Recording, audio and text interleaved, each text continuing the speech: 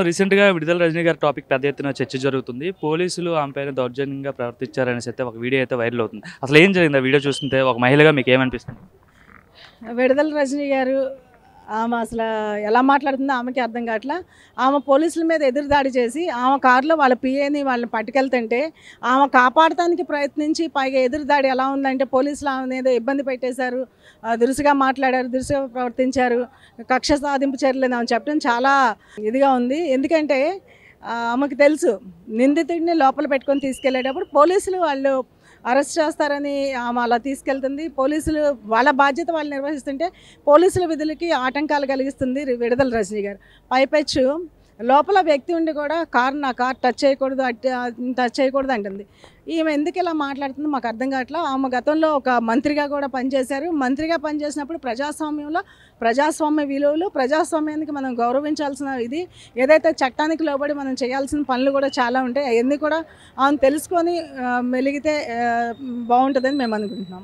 అంటే మరోవైపు ఏదైతే స్టోన్ క్రషర్ యాజమాన్యానికి బెదిరింపుకు సంబంధించి వాళ్ళ మరిదిని కూడా అరెస్ట్ చేయడం జరిగింది కదా! ఈ కేసు ఎలా ఉండబోతుంది అంటారు? ఇందులో తను ఎటువంటి తప్పు చేయలేదు, కేవలం కుట్రపూరితంగానే ఈ విధంగా కేసు నమోదు చేశారని చెప్పి అయితే ఆమె మాట్లాడుతున్న తీరుని ఏ విధంగా చూస్తారు? మీరు ఎక్కడన్నా చూడండి, ఎవరినైనా సరే ఒక ఇది లేకుండా అరెస్ట్ చేయలేదు. వాళ్ళని అరెస్ట్ చేశారంటే ఆధారాలు ఉండి అరెస్ట్ చేశారు, కానీ నిరాధారాలతో ఏమీ అరెస్ట్ చేయలేదు. ఈమె స్టోన్ క్రషర్స్ ఈమెకు భయం ఎందుకు? నిజంగా ఆమె ఏమీ ఇచ్చేయలేదనుకో, వాళ్ళ మరిదిని అరెస్ట్ చేశారనుకో, ఈమె భయపడాల్సిన పని లేదు కదా. కోర్టులో ఆమె చెప్పుకోవచ్చు, ఆమె ఆర్గ్యుమెంట్స్ ఆమెకుంటాయి, వాళ్ళ లాయర్ వాళ్ళకుంటారు, వాళ్ళు చెప్పే విధానాన్ని వాళ్ళు చెప్పుకోవచ్చు, వాళ్ళ ఎవిడెన్స్ వాళ్ళు ప్రొవైడ్ చేసుకోవచ్చు.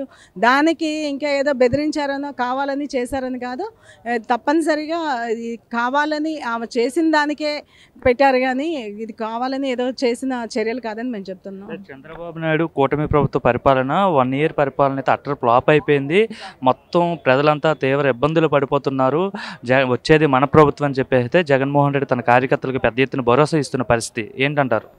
ఏం చేస్తాడు చెప్పుకోవడం, అది చెప్పుకుంటే కనీసం వాళ్ళ కార్యకర్తలు ఎక్కడ నిలబడరు, పార్టీకి ఎక్కడ అండగా ఉంటుందని భయపడి ఆ మాటలు చెప్తున్నారు జగన్మోహన్ రెడ్డి గారు. మీరు చూస్తే గత 5 సంవత్సరాల్లో జగన్మోహన్ రెడ్డి గారు అధికారంలో ఉన్నప్పుడు అన్నీ అప్పులే.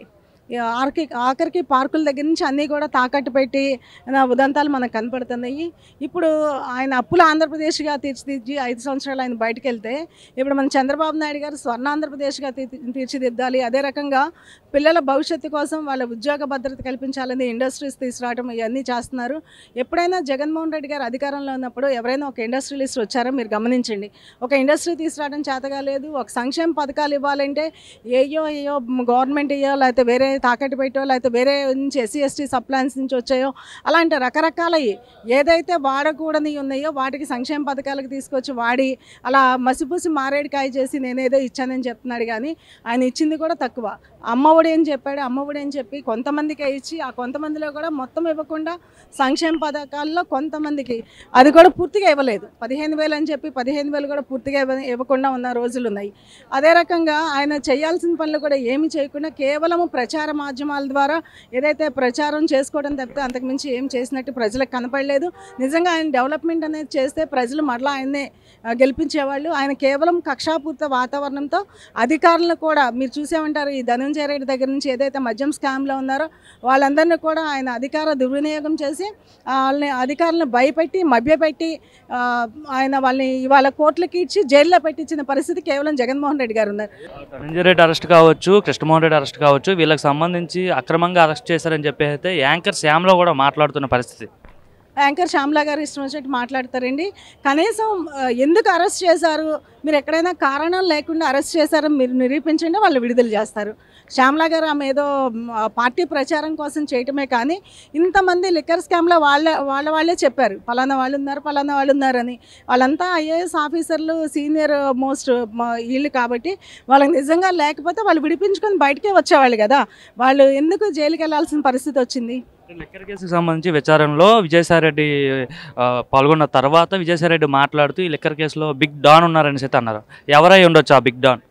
జగన్మోహన్ రెడ్డి గారి దగ్గర వాళ్ళే ఉండొచ్చు, ఇంకెవరుంటారు? అంటే ఉండొచ్చు అన్నారు కాబట్టి మనం కూడా ఊహించుకోవాలి. మనం కరెక్ట్గా పలానా వాళ్ళు. జగన్మోహన్ రెడ్డి పాత్ర ఉందంటారు.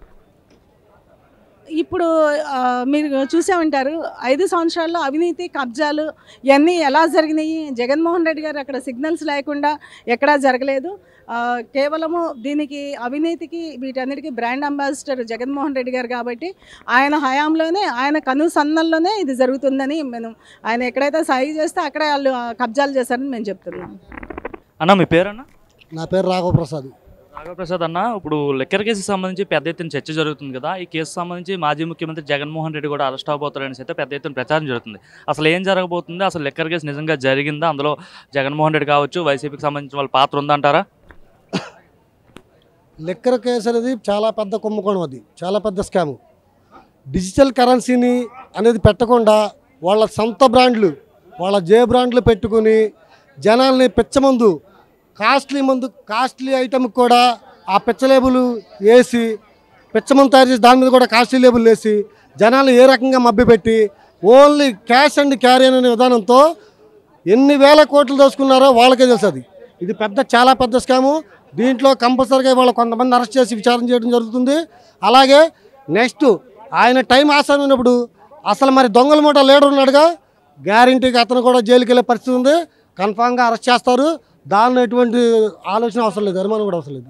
ఎప్పటి నుండో పెండింగ్లో ఉన్న ఓబ్లాపురం మైనింగ్కి సంబంధించిన ఆ కేసులకు సంబంధించి గాలి జనార్దన్ రెడ్డికి సంబంధించి శిక్ష పడింది కదా. అట్లనే ఇప్పుడు జగన్మోహన్ రెడ్డి కూడా పాత కేసులకు సంబంధించి శిక్ష పడే అవకాశం ఉందంటారు, నిజమేనా? ఇప్పుడు తప్పు చేసినోడు కొన్నాళ్ళు దాక్కోగలడు, కొన్నాళ్ళు తప్పించుకోగలడు. కానీ తప్పు చేసినోడు గ్యారంటీగా జీవితంలో అతని టర్మ్ వచ్చినప్పుడు గ్యారంటీగా శిక్ష అనిపించాల్సిందే. గ్యారంటీగా దాంట్లో కూడా పాత సూత్రధార ఇతను గ్యారంటీగా ఇతను కూడా శిక్ష పడే అవకాశం ఉంది.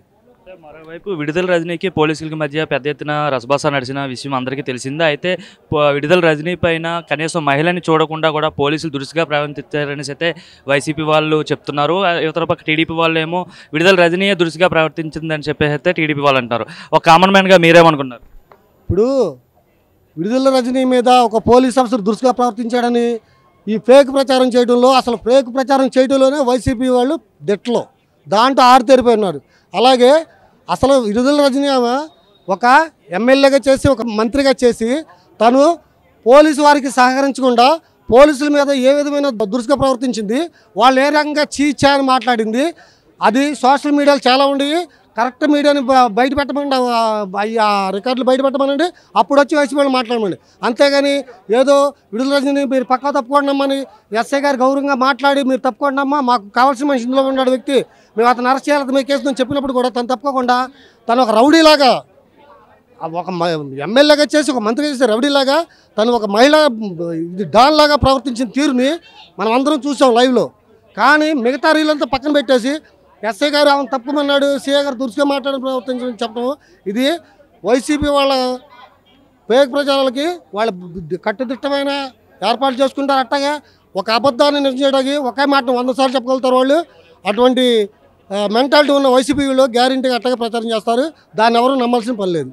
ఇప్పటికే స్టోన్ కసర్ని యాజమాన్యాన్ని బెదిరించి లంచం తీసుకున్నారనే దీంతో అయితే విడుదల రజనీ గారు మరిదిని అయితే అరెస్ట్ చేయడం జరిగింది. ఇంకా ఈ కేసులో విడుదల రజనీ గారి పాత్ర కూడా ఉందంటారా? కన్ఫామ్గా విడుదల రజనీ గారి మీద ఇప్పటికీ ఇలా లంచాలు తీసుకుని బెదిరించిన కేసులు అంతకుముందు 4-5 బయటకు వచ్చినాయి. ఒక్కొక్కటిగా బయటకు తీస్తారు. వాళ్ళ మరిది గారు కాదు, ఇవాళ ఆమె యొక్క పిఐని అరెస్ట్ చేయడం కూడా కారణం అదే. ఇంకా చాలా ఉన్నాయి, ఇటువంటి ముందు చాలా బయటకు వస్తాయి. గ్యారంటీగా విడుదల రజనీ గారి పాత్ర కన్ఫామ్గా ఉంది, 100% ఉంది ఇందులో. జగన్మోహన్ రెడ్డి అంటున్నాడు వచ్చేది మన ప్రభుత్వమే, ఇప్పుడు ఎవరైతే ఏ తప్పులు చేస్తున్నారో వాళ్ళందరి పేర్లు రాసుకోండి, వాళ్ళందరికీ సినిమా ఏంటో చూపిస్తా అంటున్నాడు ఆయన జగన్ 2.0లో. వీళ్ళు ఈ సినిమా చూపిస్తానే మాట వీళ్ళ యొక్క హత్య రాజకీయాలకి నిదర్శనం. ఆ ఒక్క మాట చాలు. ఈ సినిమా చూపిస్తానంటే ఒక ఈది రౌడీ కానీ, ఒక బజార్ రౌడీ కానీ, గోండా ఆ రోడ్డు రే నీ సినిమా చూపిస్తా ఎట్లా మాట్లాడతారో, ఒక ముఖ్యమంత్రిగా చేసి గత ప్రభుత్వంలో ఈరోజు సినిమా చూపిస్తాననే మాట మాట్లాడారంటే తన యొక్క వ్యక్తిత్వాన్ని ఎవరైనా అర్థం చేసుకోవచ్చు. తనకున్న అలవాటు వాళ్ళ బాణిని బయట పెట్టాడు గ్యారెంటీగా జగన్మోహన్ రెడ్డి.